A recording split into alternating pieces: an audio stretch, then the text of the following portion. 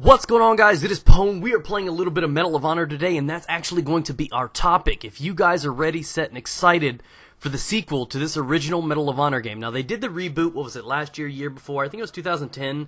They did the reboot of Medal of Honor. If you guys had any sort of experience growing up playing on the console, you understand what Medal of Honor was over the years. I think they've got like 15 titles or some shit.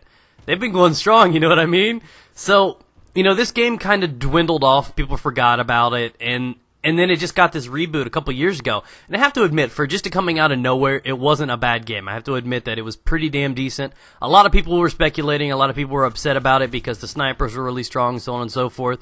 There are a few problems, but I think overall this game was actually really, really good. The one downfall to it is people really didn't give it a chance. Now, the first one that was released a couple years ago, the major problem was many people didn't know about it. You know, everybody knows about Halo, Call of Duty, Battlefield. Medal of Honor was just this kind of little stepchild that no one really knew about. And it really didn't get the publicity and popularity that it deserved. There'll still be a few people playing. I just bought this on PC, so sometimes you can find, you know, mainly sector control up there. And I have to admit that this game was actually really, really fun. And the reason for being is because it was kind of my transition in between Call of Duty and Battlefield. Now, the reason I'm really excited for Warfighter, which I believe is confirmed to be released in October, EA just released details that they were going to be doing it, and sometime this month they'll be releasing more details on towards it's coming out. For those who are curious about Warfighter, it's going to be basically it's a straight sequel. It picks up right where it is. They're going to be using the Frostbite 2 engine, so it's going to look just like Battlefield 3. Now, the one reason that I love this game is because it did feel like the sexy, sexy little baby between Call of Duty and Battlefield. Now, I know a lot of you guys are like, ew, cuties. You guys don't want those two to merge. But for me, being a gamer, you know, it's not necessarily a merge. It's like taking a little bit of this. There's no dominant traits it's actually, you know, acquiring. It's basically a little bit of this, a little bit of that. You put it together, boom, you got some sexy smoothie. And it's just, it's incredible. And it's probably the game I'm anticipating the most this year. I don't care about the new Call of Duty. I really want to get involved in Medal of Honor 2. And if you guys really never gave this game a chance, you may want to go pick it up. It's not too expensive. And it gets you in that feel. It has that look and that appearance, the guns that, you know, BC2 kind of had. It has that feel that Battlefield does, the appearance that it does. But it also has that aspect that Call of Duty brings in and offers, which is the close combat situations, the rushing, the fast map, the lack of armor. And I know a lot of people, Battlefield fans, aren't thrilled about that, but I enjoy it. I like the idea. I thought the incorporation of the kill streaks in this game, you build up your point system. So whether or not, you know, it encourages you to play the objective. I thought it was brilliant. You have to sit in on an objective, you get points for it, which build towards your streaks. And then you have the choice to choose whether or not you want a team supportive streak, you know, like the intel, or if you want to have some sort of a missile attack. So I think this game is great. It helps you build teamwork. So it's got that fast aspect that something like Call of Duty has, but it's got the teamwork aspect of Battlefield. So really, those Battlefield elitists and those Call of Duty elitists that don't like either one of them should give this game a go. I'm not trying to convert any of you guys. It's not what it is, but this game I enjoyed so much because it was kind of a nice mixture between both. It had everything I liked in one, packed into another. You ever seen a really, really hot chick, you know, fine in the face, got a flat ass? Yeah, how about the one with a fat ass and an ugly face? What if you get both, bro? And that's what this game is. No flat parts. It's just beautiful. And I have to admit, the reason I'm anticipating this a lot is because I was a little late in Medal of Honor. There was a lot of people that played it, and I, myself, was initially not going to give it a try because I don't know. I mean, I played it a lot as a kid, but it wasn't what I was used to, and I thought it would flop. In all honesty, I did. And it didn't do as good as I thought it would have.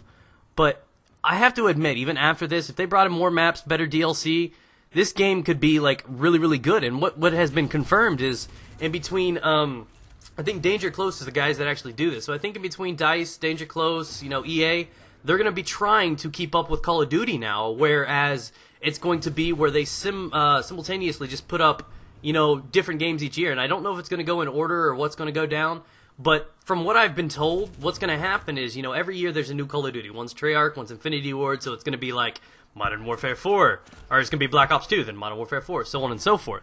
But what I think they're trying to do with the Battlefield series is this probably going to go a little, and this is just my theory, this is what I've been told, is basically it's going to go like a major Battlefield title over to Medal of Honor. So next year should be like BC 3, then Medal of Honor 3. Then Battlefield 4, then Medal of Honor 4, and so on and so forth. And that's just like the way that I think it's going to go, and they're going to try to release these titles every year to keep up with the competition of Call of Duty, which as long as they get them done and they're not released shittily like Call of Duty is, this game is going to be incredible. I mean, if there's very little for them to patch and they can keep up to date and keep these running fresh and hot, I'm ready for the new hotness. That's what it is. So, you know, I seem really excited about this because this game was really something that I didn't get to play too much, but I loved it. I loved the kill streaks. I loved the idea behind it. I loved even the knifing was decent in this game, whereas I haven't really liked it too much in Bad Company. I mean, there's some issues, not necessarily Bad Company, but Battlefield as a whole. So this game really is going to be that game that, even though this one wasn't just like smack dab goddamn amazing, it was pretty damn solid for it being the first one. So I'm just anticipating to see what's going to happen when they do with the second one.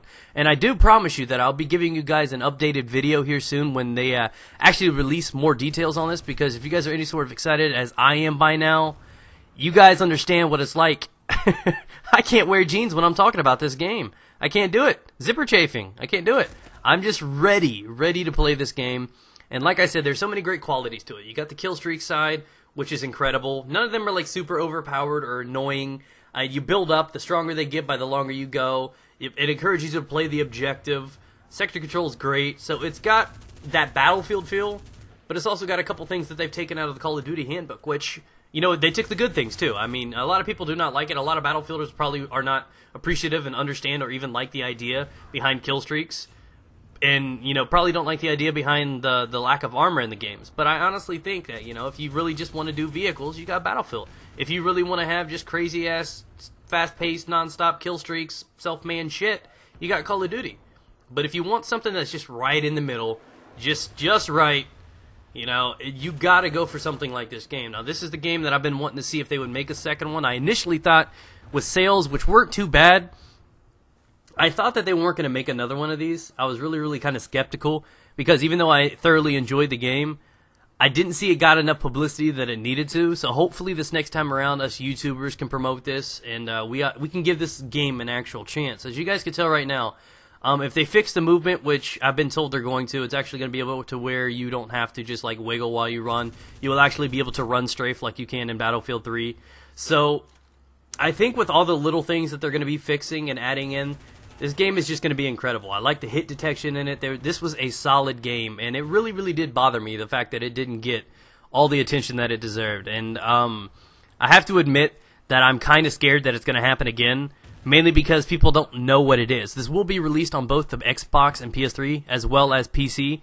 And I've played it on both PS3, I've played it on Xbox, and I've played it on PC. And the thing I like about this game the most is it feels the same on all of them.